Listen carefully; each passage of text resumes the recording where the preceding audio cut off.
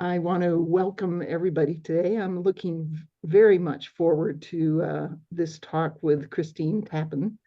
She's an executive level health and human service leader with more than 2 decades of experience working in and across nonprofit, for-profit, government, and academic organizations in the US and abroad. She's also the founder of Birch Walking, social impact organization. So she is a founder and leader guide for Birch Walking. And she's going to talk today about, her title is From Trauma to Trees, How Nature Saved My Life and my career and now has inspired my leadership. So that's the beautiful topic that we get to have today. So Christine, I turn it over to you. And Julie is Wonderful. helping me co-host today also. So Wonderful. Thank you, Kathleen. And I think one of the things we wanted to mention too is that I'm just setting my timer here. Is that it sounds like Kathleen might experience an electrical possibly interruption. If we lose her for just a few moments, I want to offer you an invitation to perhaps, I have some lovely plants that are always near to me, to spend a little time, to spend that time with whatever beings may be in your office or the space that you're in, or perhaps moving towards a window. I think I see a window in Christine's location. I have sliding glass doors if you're able to go outside for just a moment. And the invitation is to simply, with as many senses as you'd like to open, what are you noticing? What does it smell like, feel like? What might be in motion around you as well? Okay, so that's just an open invitation. So I'm going to share now. I can tell you how excited I am to be here. And probably the main reason that I am excited to be here is because when I found Kathleen's book and came to know about her work, I had the good fortune to have it right at a moment where people were asking me, wow, this your nature journey sounds really interesting. And now you're talking about having become a certified guide, forest therapy guide, which I'll talk about. Is that something that might help with some of the organizational and team issues I've got going on? And it was like this, I hadn't thought about it that way. I thought about it really at an individual level. So what I want to share with you today is a little bit about my journey. And I am quite serious when I say trauma saved my life. I will tell a bit about my story, and I'm always willing to share if someone wants to touch base later about what that looked like. But the reality was, for me, I was at a crisis in my life and in my career where I really didn't know if I could go on. And so this tree, this picture of me is a tree that I got to know, which is part of an old growth forest in New Hampshire. And I had seen Dame Judi Dench's movie, The Passion of Trees, My Passion for Trees. And I wear hearing aids. And that's a little part of my story I'll tell you in just a moment. I wear double hearing aids. I turn them up on high. And I tried to do what she did in her film, if you saw it, where they leaned that scope into a tree and they could feel the fluid. And I was there with a group of people. We were measuring this tree. It happens to be one of the largest old growth trees in the state of New Hampshire. It was quite a moment for me. And I'm actually getting chills, honestly, just thinking about it. It was a real moment for me. And I've been so honored that this picture is now kind of out there a lot on a variety of conservation websites and with the old growth forest. But for me, nature became a significant, and it still is to this day, it's a healer for me, and it helps me to maintain my wellness. So like many of you, I grew up out in nature all the time. I was a kid who really lived outside. I grew up on a small lake in Michigan. The lake's name was Mud Lake, which isn't a beautiful name, but it was a beautiful little lake with lots of beings that had lots of action happening. I fished, I played outside, I hunted with my dad. It was a constant in my life. And As I got older, it actually guided my first career decision, which I went into the military. And I felt very confident going into the Army because I had spent a lot of time outside. I had been a Girl Scout. I'd done all sorts of camps. And for me, nature was that place at the end of the school year. It was there throughout the year, but at the end of the school year, I would go there. And even as a young person, like a little kid, I remember going, this is my time to just relax and have fun and just be there. And I really remember that. And I forgot about it for a long time, but I've come back to a lot of wonderful memories. And frankly, journals. I found this in my journals. As I went into adulthood, I went into the military. And I honestly enjoyed it. I never had to fight in war. I was in during the Cold War, which for those of you who might know the dates of that, dates me a little bit, and that's okay. But after I got out of the military, like of course most of us do, I wanted to go to college. I had gone in to help to pay for my college. And as I went to go to school, I was entering into college just when computers began to be everywhere. I remember my first Mac computer, that square box, and I remember being so excited, but I remember beginning to spend hours inside writing papers, right? And all of that. And as I've now reflected on it, it was just an upward journey of less and less and less and less time outside. As I had a family, as life just got very busy, I became very disconnected. I didn't go outside much for joy. I went out to get from one place to another. I ran, I exercised outside, those kinds of things. I hiked, but it was always very purposeful. It was very goal directed. It was not about my senses. It was not about just being. And it was not about honestly noticing other beings and what my relationship was to them. So as I went through my career, I'm actually trained as a social worker. I have a master's degree in social work, and I also have a advanced leadership certificate and some other things I'll talk about later. But as I went into my career, I worked in many different kinds of atmospheres. And one of the things that I'll talk in just a moment about is that they really encourage you to have your self-care toolkit. And what they mean by that is have a variety of ways that you can refill your cup because it is anticipated that you're going to feel drained, right? So I did pretty well with that working in government, working in academia. At one point in my life, I ran a maximum security prison for girls. I'm also happy to say I helped to close that bad place. But I've done a lot of really intense jobs and I did okay. I had some ups and downs. I got therapy here and there. I did okay. It wasn't until in 2017 I was appointed by our governor here in New Hampshire, Governor Sununu, who's just about on his last couple of months in office. I was appointed to come in and take on a very large role in our health and human service system. Initially, it was to come in and work in child protection or child welfare and juvenile justice, but it was really to look a lot across the larger landscape of services like mental health and substance use and economic services like food stamps and TANF and housing and transportation. I also oversaw childcare and child support and services for individuals with disabilities and older adults. It was a huge portfolio of work. I had about 1,500 staff. I was overseeing about $1.6 billion annually. And in New Hampshire, you may not know this, but a quick fact, we have the third largest legislature in the world. We have 424 legislators. So we have one legislator for every 3,300 people. And my job, in large part, was to work with that legislature to create change. So I'm moving along. I was doing pretty good year one, year two, and it began to, the job got larger and a bit more complicated. And then I started to have health issues. I unfortunately suffered a really serious infection in my head and my ears and my mastoid. I had to have a significant surgery. I rebounded okay, but it kept going on and on. And then, unfortunately, my mother was diagnosed with a terminal illness. My father-in-law was diagnosed with a terminal illness. We lost a family member to the opioid crisis.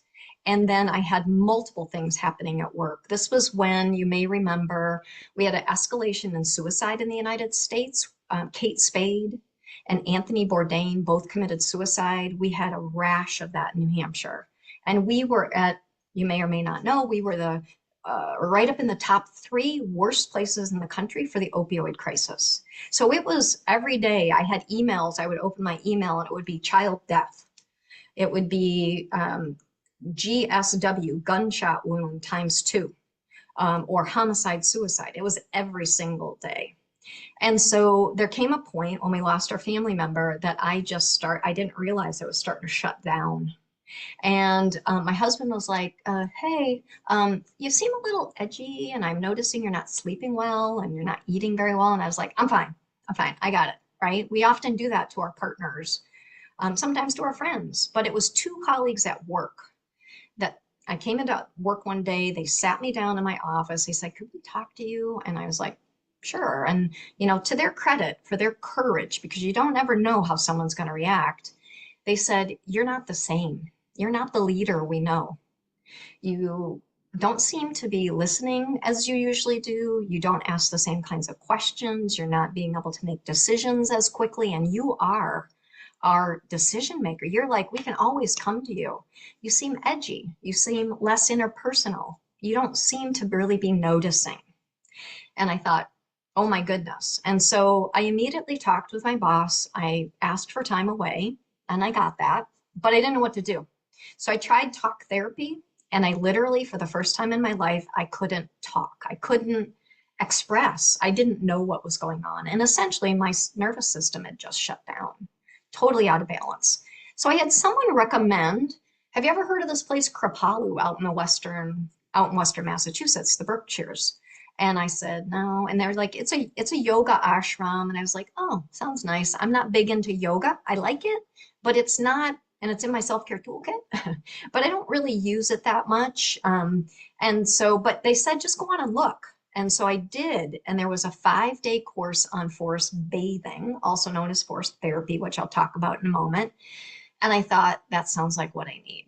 And I went there, and I'll talk a little bit in a moment about the benefits, but I went there, and within, I don't know, 24 to 48 hours, I could eat again, like really a full meal. I slept the second night. I started to sleep longer. We spent 3 to 6 hours a day in the forest. And I'm going to talk to you about the practices we did. But the long and the short of it was, by the end of that week, when I returned home, my family said things to me like, when I walked in the door, you're glowing. My other son says, you look like you melted. And what it was is the stress had literally melted from my face. And I knew that I had found something. I knew that I needed, that this was not just for me, but I needed to bring it to my field, because even before COVID, this was November of 2019, people were starting to leave Health and Human Services in mass numbers, and people were not choosing to go into it as a career. So I found my way back to my roots, is what I say. I also discovered my tree type. I am a birch tree. And that's why my company is called Birch Walking. I am innately a capacity builder, and that's what the birch trees do in the forest. And now I live and lead with nature as my partner in all that I do. And I want to just mention here, so our self-care strategies or self-care toolkits typically include a majority of these elements, and we tap each different ones at different points in time. And what I realize is that nature could really enhance these kinds of things. It really could bring a different level to it, a different sensory experience. And so I've now incorporated this. And part of what I'm going to do now is I'm going to shift my lens and tell you about how I bring this to other people. I started with individuals. I now work with teams and organizations and even systems of people around the world. And I'm finding that people are hungry for this. It's not just a little bit of interest. It's once they get over the initial kind of, what is this? They're just like pulled into it. And I'm going to share with you some of the tools and slides that I use with them to engage them. And this is a key one. So I start off by saying, we're more like, why would we care about being in nature? And I start to talk with them about, well, we're more like nature than we really realize. And I'm sure that many of you in this audience have probably seen some of these images, but the resemblance between the tree stump and a human fingerprint is just profound. I've actually had people that have started to weep at the slide, really thinking about, how the overstory looking up at the trees looks like our lungs, and how the tree of life looks so much like, the placenta. And it's really this that opens the door oftentimes for them to have the conversation with them about, so do they know about where they are with nature? And I love that you're outside, Cindy. Thank you so much. I see a little Kamarabi there. It's lovely. And I really just start to bring them little bits of data about this and little ideas. And so, probably again, many of you know that there's been studies all along that have said we have gradually gone more indoors. And when I tell people that we average 93% of our time inside, in office buildings, in our houses, in our cars, our boats, trains, planes, automobiles, and we only spend about 7% out time, you can tell people are stunned. They're just like, it's like they knew it, but they didn't ever think of it that way. And then when you touch the space of children and you talk with them about what this is doing to our kids potentially, their children, children they care about as grandchildren, as nieces and nephews, as cousins, then I really got them then. And then I talk about the symptoms. And this is where I often have people just like me start to say, I have this happening to me. I have this happening to my husband. I have it happening to someone I care about or a colleague. And so I go from there into the full array of the kinds of practices that now at Birch Walking, I do with and through my own team or our partners.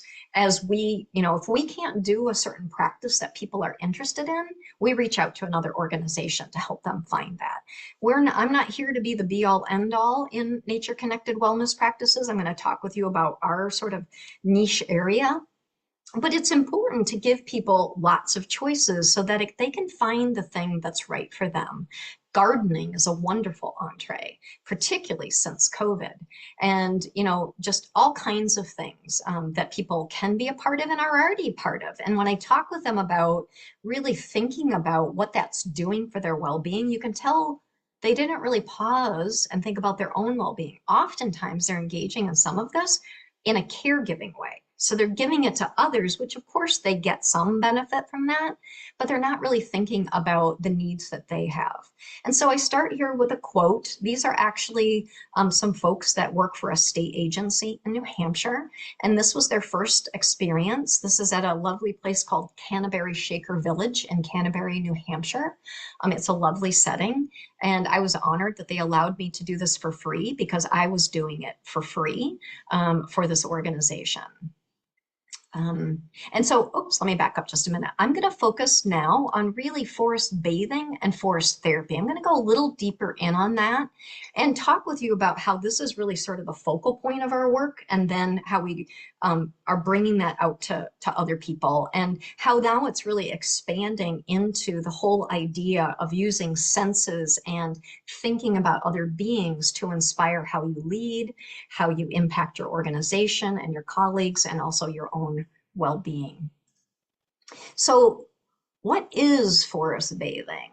And I'm just going to pause here. I'm hoping people have heard about it. I'll tell you what I get. Often people have shared, they share with me. I just did a conversation just a week ago, and people admit they thought it was somehow taking a bath outside, like they literally envisioned getting naked in a bathtub or somehow getting naked with water. Hey, and I tell people, if that's what you're called to, go for it. But that's not what this necessarily is. And so forest bathing, you may know, it comes from a Japanese practice called Shinrin Yoku. And in Japanese, which I do not speak, they don't pronounce the R as like that. It's more like a D, Shinjin Yoku. And it literally translates Shinrin forest and Yoku bathing. And it's this idea of really opening all of the senses in your body and being guided in a way that feels safe and very individualized. You're provided, I'll talk in a moment about the protocol or the standard sequence, we call it. You're invited through a series of sensory experiences that gradually open you more and more and allow you to have spaces of reflection, again, to do at whatever level you want and share with others at whatever level you want. And so just that sense of agency that people have to define their own experience it really gets people to let down their guard. And I'll just mention here, this is a lovely pond that I guided on as I was in training. And the training to become a certified guide, which I am now certified both in the Association of Nature and Forest Therapy Guides and Programs. It's known as ANFT here they're mostly US based, but they have guides around the world. And I'm finishing on Friday certification as a forest therapy practitioner, which is a little deeper in terms of the mental health alignment. So aligning with individuals who may have a diagnosis or a differing ability. I'm getting certified through the Forest Therapy Hub, which I was so honored to have Kathy come and speak to that group just a few weeks ago. The North American group got together. But this pond was actually a sanctuary during COVID. And I had the honor to guide a group of people on as my final opportunity. You have to do 4 walks as part of your certification. And took this picture on the day before a dam broke. And the dam broke in large part as it was an earthen dam. It actually was created mostly by beavers and helped a little by man. And the dam broke the next day. And it became a lot of grief for people in the area. And I'm proud to say I've been a part of working with the legislature to get money to actually, again, with the beavers in mind, to build that dam back together again, because it has created over many years a whole sort of array of spots and areas and that people really need to go to and be with. So some of the benefits of forest bathing specifically, and I have a lot of research. I didn't put all of that in the slides today because I wanted to be able to make sure we had time for a good discussion and some other things, but they have just published. I'm just showing it up here on the screen and I can share this afterwards. They have just recently published the first international handbook on forest therapy, which is a large collection of articles, peer-reviewed articles that are the research is just being, expanding significantly all the time around the world right now. Some of the highlights on the health benefits that we have now begun to document in research, and certainly I'm not sure that there's necessarily any single study that I could point to that says there's an action, like a one-for-one causal relationship. But what we do know is we know that the early research in Japan really and in Korea really set a pathway for ensuring that we're looking at both the physiological and the psychological, and now we're looking at the social benefits of forest bathing. And it's clear that there is a benefit to things that in Japan, when this was founded, Japanese society didn't tend at that point to have some of the things that we have in Western society, some of the health conditions like heart disease and diabetes. And when Shinrin Yoku actually was coined in the early 1980s in 1984, it was at the same point that research was happening here in the United States around when we have people in hospitals recovering from surgeries and they can look outside at a window where they see the outdoors with trees potentially or light, that they have a faster recovery time. That was happening here in the US when they began in Japan to actually study deeply the connection between the health issues that they were seeing. They were in the middle of their Great Recession that those of you who are, I think, around my age, and I saw a few of those faces, would know. Sometimes I'm in groups where they don't know this at all. They're too young. But that recession lasted many, many more years than our Great Recession lasted here in the United States and around the world in the mid to early 2000s. Their recession in the 1980s actually began in the late 70s and lasted into the early 90s. And when that happened, that was really the first time for Japan that as a society, they felt very vulnerable. And at the same time, computers, like I mentioned, began to be in the workplace everywhere. And they saw a large percentage of their population, where they'd always been connected to nature, begin to have less and less and less time in nature. So Several of the leading health physicians and individuals who are in the forests and in the environmental arena called out for a study to actually begin to look at if they took folks that were experiencing some of these health conditions, diabetes, heart disease, really the non-communicable diseases, what might happen? They had had an escalation in suicide and mental health issues. What would happen if they took them and really exposed them to either the forest directly itself or to the elements of the forest? So for example, the first sort of foundational study took about a dozen men and actually placed them in hotel rooms overnight with essential oils, or what's known as the phenicides, that come off certain kinds of trees. And they started with hinoki oil, which comes from old growth forests, and it's really the very best. And in one night in a hotel room, they saw stabilizations of the heart rate. People expressed feeling better, improved mental health and well-being. And so they took that small study and they expanded it greatly. And the research around the world is really over and over again demonstrating that when people have a certain level of exposure into the forest or with nature, and it is best in old growth forest, but the benefits exist in urban forests as well, in small patches of parks, in plants in your own home. You can get these varying degrees of benefits of reduced cortisol in your bloodstream, boosts of oxytocin, and endorphins. And there are studies going on in the UK now looking at long COVID, which I myself unfortunately had a reaction to the COVID vaccine, and I'm in one of those long COVID studies. So just want to highlight all of this, and it's easy to Google and get more information if you're curious. So forest therapy or forest bathing itself, and we're just beginning to separate these two phrases. So forest bathing, again, is the Japanese literal translation. And I'm going to talk about that today, and I'll mention a little bit about the difference with forest therapy. But essentially, the idea of forest bathing, and Amos Clifford, the founder of ANFT here in the United States, is a relational psychologist. And he really incorporated in the social dynamic as well as what I spoke before about the opportunities for the physiological and the psychological benefits. And so he crafted what we call our standard sequence. It's a protocol, like a health-based protocol for an intervention. And essentially, we have a series of 5 elements that we step through. And they begin with the opening of the senses. We take about 10 to 15 minutes to open the senses.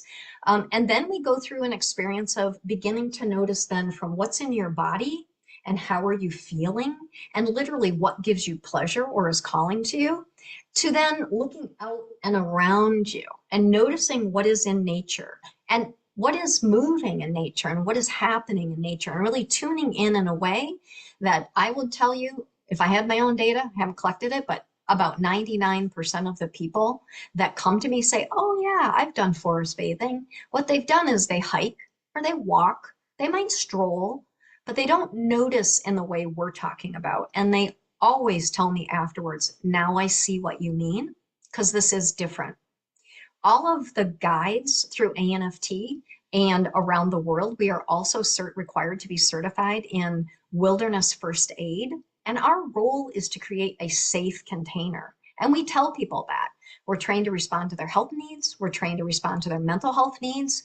It's highly recommended that if you don't have a background in mental health, you take mental health first aid training. They also are now encouraging trauma training, which I had all of those things, so I didn't have to go into them, but I now continually refresh. And the reason is that you can get a fairly profound reaction. I've had people, the woman sitting in this video or this picture, she's actually looking over that pond. She's a clinician working with people in substance use recovery. And I had one person on this walk actually latch on to that tree in the picture on our first invitation. And the invitation was to befriend a tree. I won't give you the whole thing in case you'd like to go forest bathing someday. We'll leave a little mystery. But she latched onto that tree and she couldn't let go.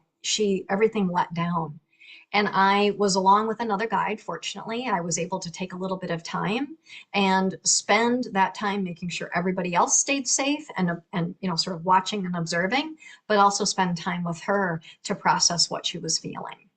So we take them from that, the opening of their senses, getting to know where they are and the beings and the space they're in, and then through a series of invitations that, as I mentioned, there are different ways that they can interact with nature, but they're really invitations. We give a specific kind of set of guidance. It's very sensory, it's very open, and a lot of people follow that.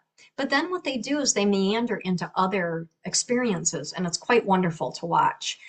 They start skipping rocks, they start playing. We really encourage the imagination. That's a big part of it.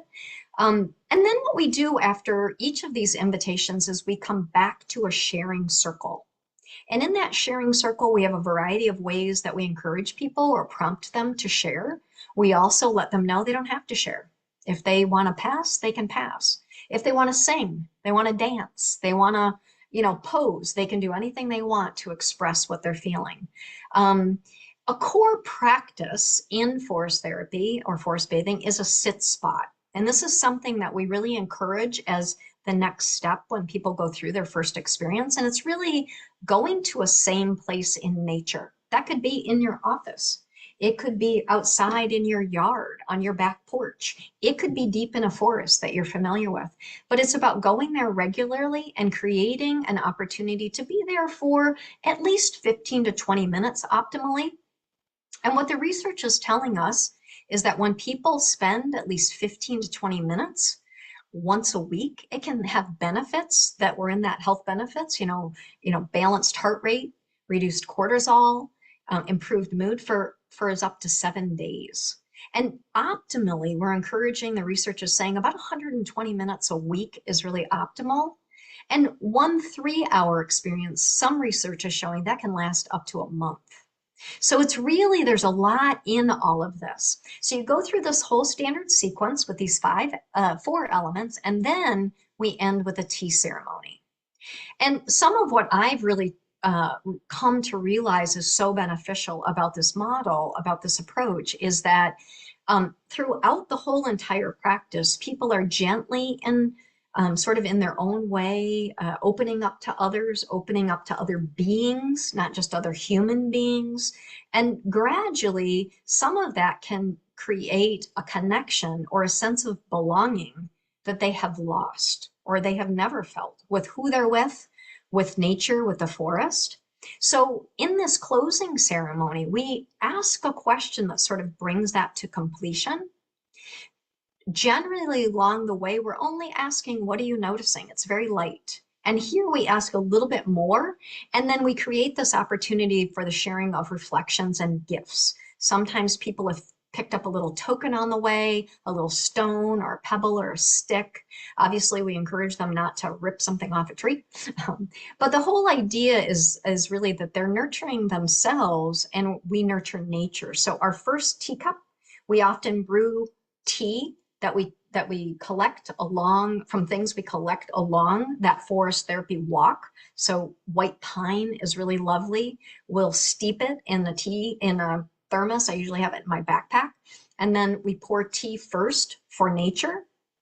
And this is often a time, if we haven't done a land acknowledgement in the beginning, we do a land acknowledgement at this point.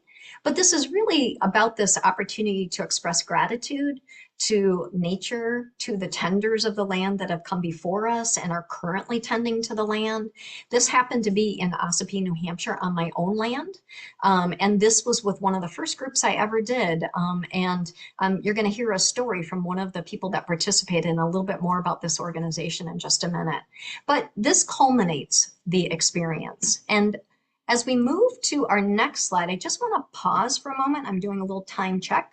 I only have about 5 minutes, but I want to open it up quick for any questions or anything that's come up in the chat.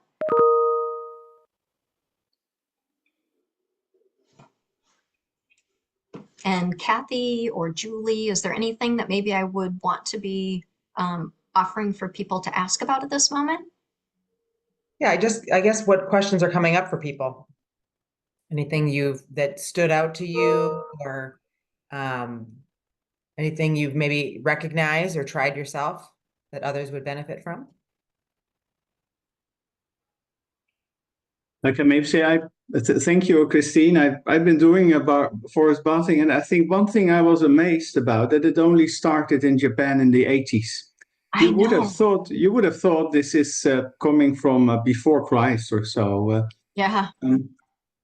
Yeah. So what any reflections around that? Because it should be existing so much longer, and it is Yeah. exciting to know that it could be invented even so recently. I agree. What I hear from Amos Clifford, and we had our first group from ANFT went to Japan last year, and I wanted to go on the trip so bad, but I wasn't able to. But what I hear from Amos Clifford and the folks that went along is that there is some humility with the Japanese in particular. Although the Koreans, I mean, they're taking this full forward as well, and they too have had a long held history of their culture being deeply connected to nature. Is there was a little bit of, I might be phrasing it not exactly right, but a little taking it for granted that people would go and they would continue, not necessarily realizing the magnitude of how disconnected people became. And really that combination of the stress from the economic recession and the work shifting, indoors so much and being dominated by being a screen. We didn't have blue light glasses back then, right? We just dove in, not knowing what this might do to us. And the whole idea of then cell phones came behind it. And right, it took up so much more time. So, my sense is people did not realize how much it was shifting. And I think, thank goodness for Dr. Chi Ling and a lot of the others. I wish I could recognize all the people that I've read about and watch their videos and look forward to meeting someday, that they raise their hand. I mean, Dr. Chi Ling is quite endearing. He said, I wasn't really that good of a doctor, like a physician, because I just didn't like studying diseases. I actually wanted to know what made people well. And he was the one that leaned in and did that first little study that got enough of a result that then the government of Japan took it on. So I would agree, it's a surprise. And it's a surprise it's taken so long to get to the United States, though, too. Right? So it's a great question. And it's nice to hear that you've been doing it and are feeling the benefits. I So, also want to are there any other questions? Because what I'll do is I'll just move on. So, because we'll have about 20 minutes for questions. If I go ahead and move on, is that okay, Kathy? Yeah. Great. So again, when I start to open up this conversation about, well, you're sharing with me that this has felt really good to you, how do we think it might feel if we were to bring it into your organization? And I start with this little simple drawing, which has a lot of detail in it. I don't go into, but it's sort of, I think, because it looks like it's from a child's hands, it's really sort of engaging for people. And I'm able to talk about Susan Simard's work, which I've had the honor of meeting her. It has a little birch tree in there, which of course, helps lends itself to my conversation around the birch tree and capacity building. I talk a little bit about the role of fungi and all of that communication that's happening above, in the overstory and above the soil, but then what's also happening in the soil. And I start to create some analogies within our organization. And I think this is what opens people up to, oh my goodness, okay, so this is a lens at which I can look to develop my team, develop my organization, and even a systems level lens. And so I just suggest to them, maybe there's some wisdom there.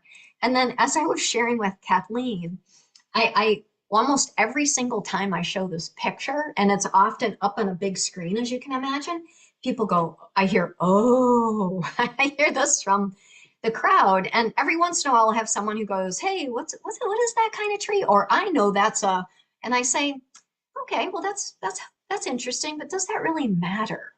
Does that matter?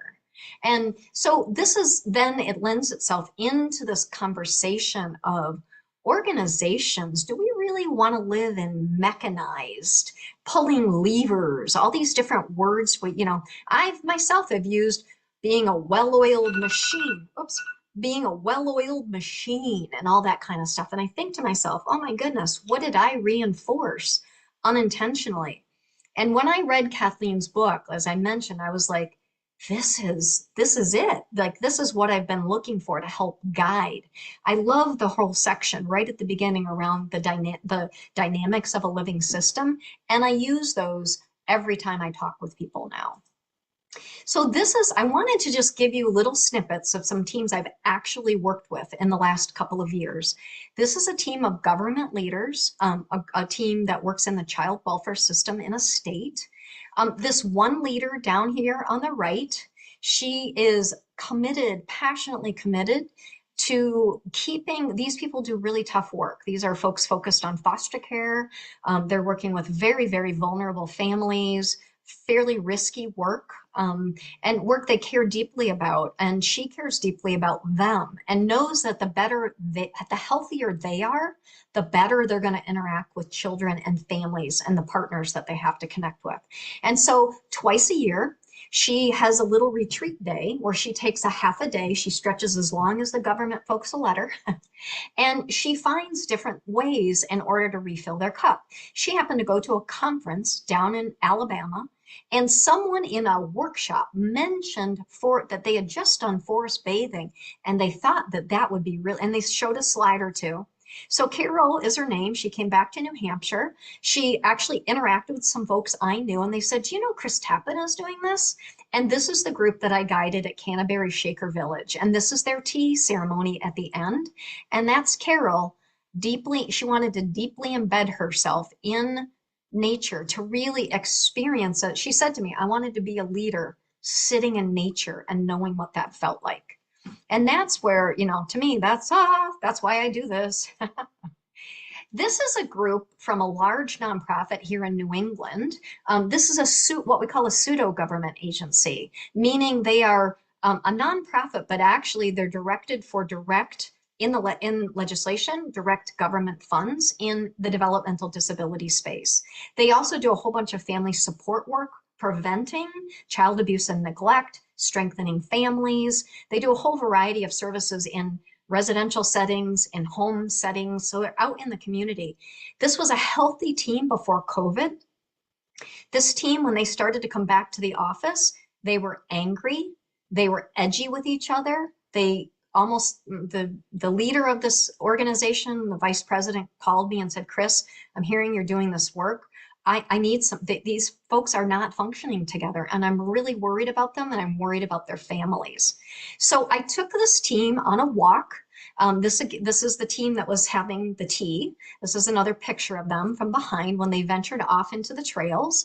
And this is some of their reflection. And what beautifully happened from this group is we had one person that was clearly so moved and so ready to take it to the next level.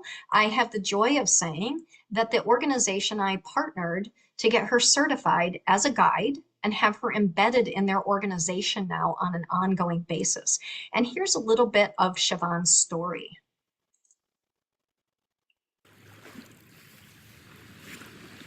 My name is Siobhan Connolly, and I am an ANFT certified forest therapy guide. I came to forest therapy through invitation by my work to experience a guided walk by Christine Tappan. And Christine Tappan in turn invited me to get my certification, which I'm very grateful for.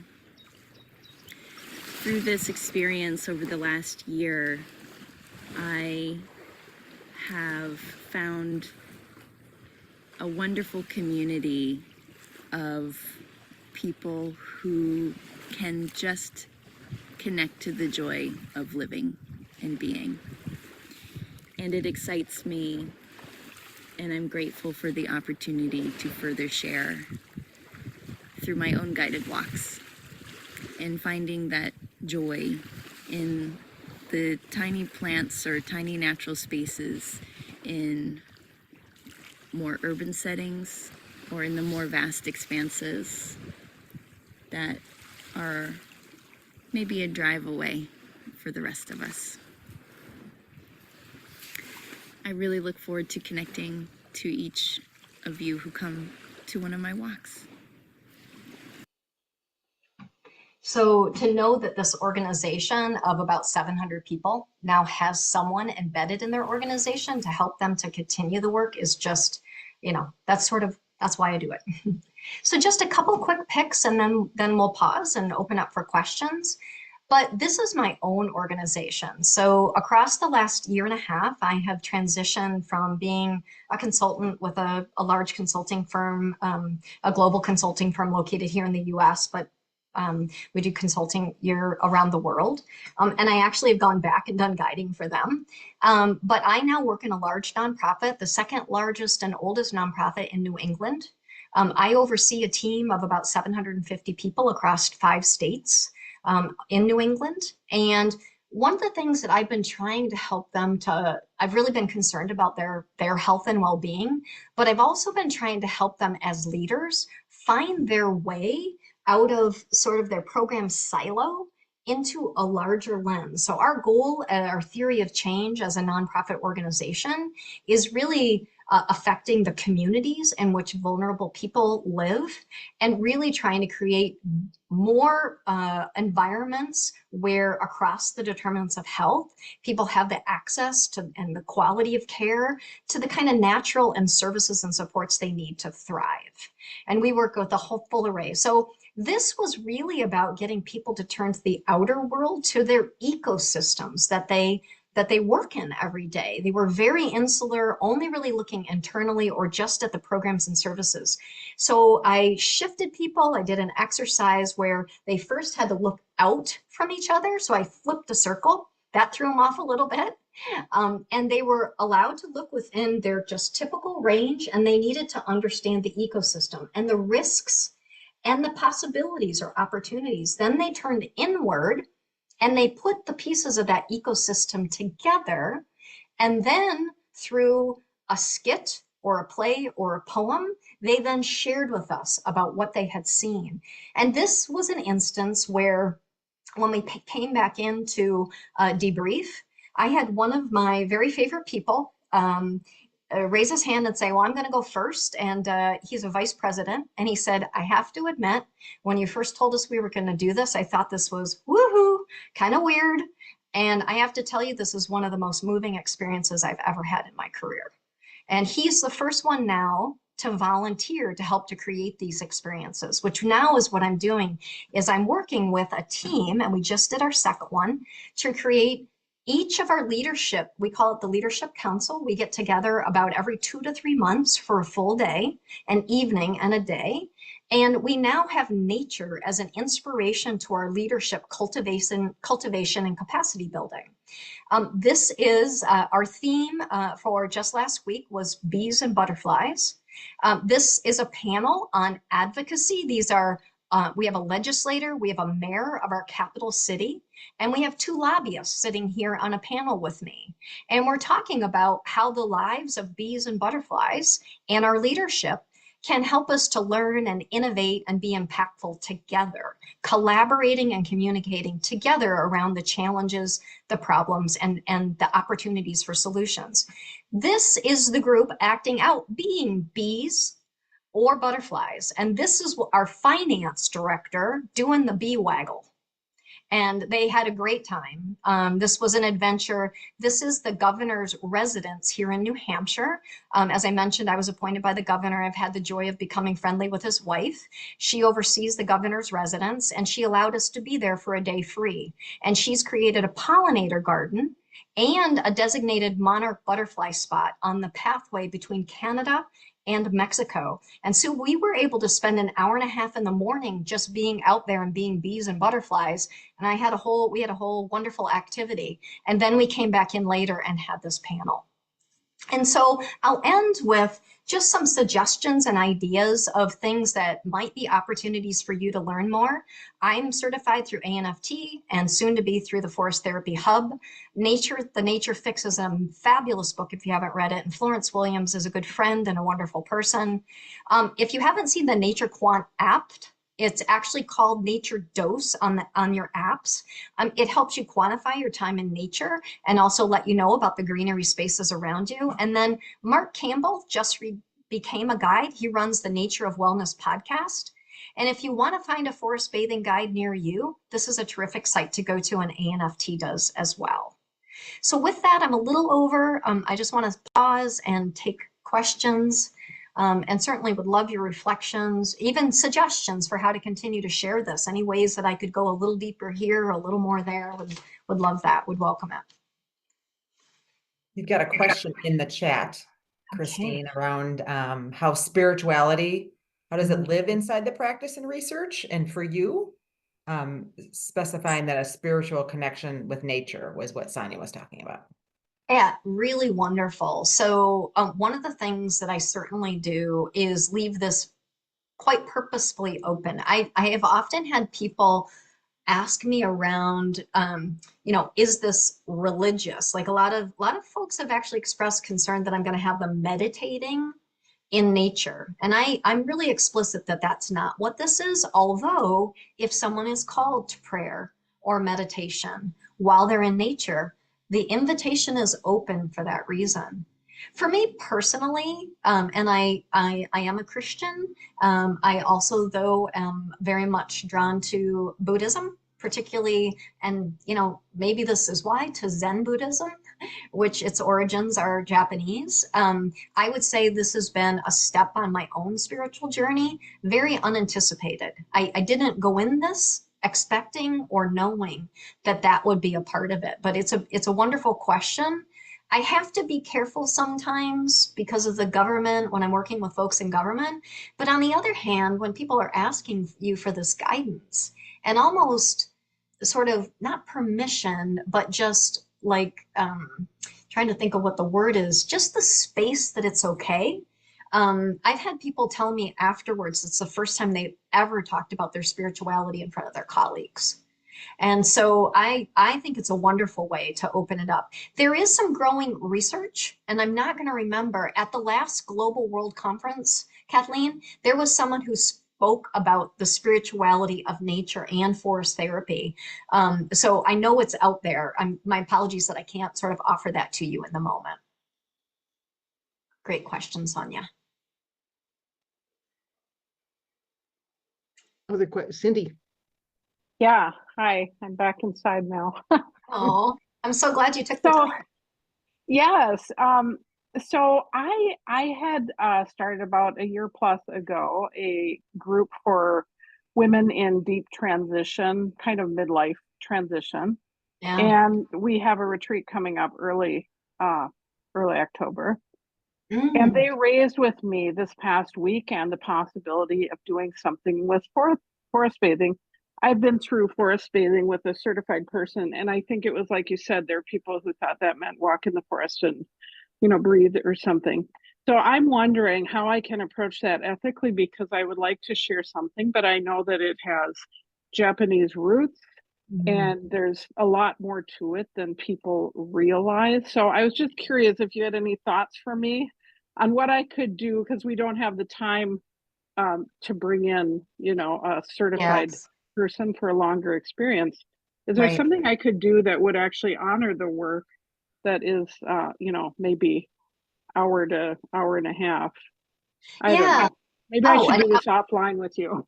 Yeah, I would be very happy to do that, Cindy, because I do have a few ideas popping up right now.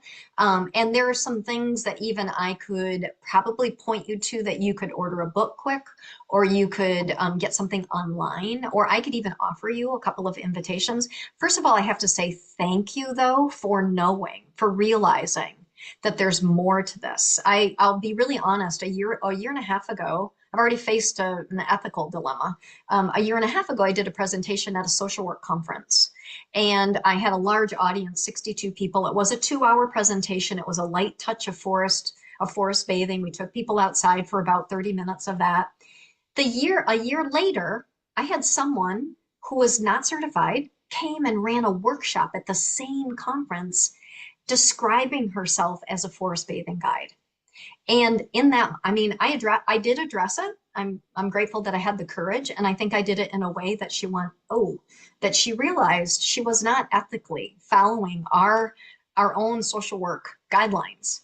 And so I really appreciate that you ask that, because it is different, and that there's reasons why we're certified in certain things, and particularly mental health, but also the Wilderness First Aid. But I can help you out. I will suggest the core practice of a sit spot with a little journal. You can take 20 minutes to a half an hour, and I can give you one or two little invitations that you could accompany that with. And you can have tea. You can have tea anytime you want. Little scrolls are lovely, but I really appreciate it. Maybe there's a calling for you to get certified. Oh, I would absolutely love to. I have my own forest here around me.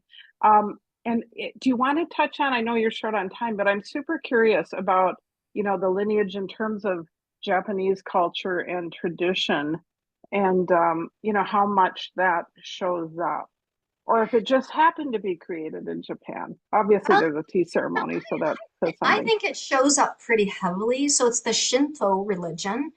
And I am not an expert. I'm going to say that too. I am not an expert. But my understanding is it is derived from much of what was the practice native to Japanese culture of being in the forest, right? They have all sorts of festivals and holidays, and they have ways of being with trees and with the forest. But the Shinto religion, and I think to Frank's question, was very much at the heart of their culture. And in fact, there's some literature, some research and articles that you can find that does talk about the disconnect, where people literally, they had a decrease in the practice of their most primary religion. And so there was a coinciding, in their health conditions, in the stress response. So I'd be happy to talk with folks more about that. And I want to get this other book that I'm talking about too. The Nature Fix is one of them, but the research book is actually the International Handbook of Forest Therapy.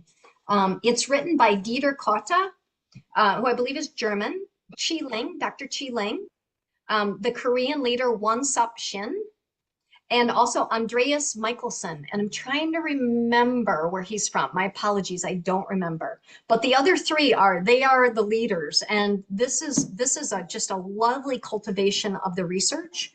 Already, they should be doing another edition. This came out just a year ago, and they could already do another edition. So Kathy has my contact information. I can pop my email quick in the chat. People are very welcome to call anytime. I would love to learn more about all of you as well. As you can imagine, I love this group. I've only been able to attend twice, and it was a while ago. The one thing I would also share with you is I actually learned and trained virtually. So this does not have to be an in-person experience. I just guided a group of 55 people from around the country for 3 hours and 15 minutes a week and a half ago. And I will tell you, the feedback was incredibly positive. Typically, the most negative feedback I get is, I wish I had more time. That's really it. I've literally had someone, no one has ever said, I wish I didn't do this. No value. I haven't. And so we're out of time. Okay. So first of all, thank you very much, Christine, for coming and sharing. This is really stimulating. And one of my takeaways is that all of those health benefits of showing up and hanging out in nature is just another one of those powerful, invisible things to humans, benefits of being in connection to a larger natural system, a living system. Very powerful. Thank you so much. Well, thank you. Thank you for inviting me. Nice to meet everyone. Yes. Thank you. Bye-bye. I will send the PowerPoint to those of you that I have emails for. So thanks so much. Thanks. Bye.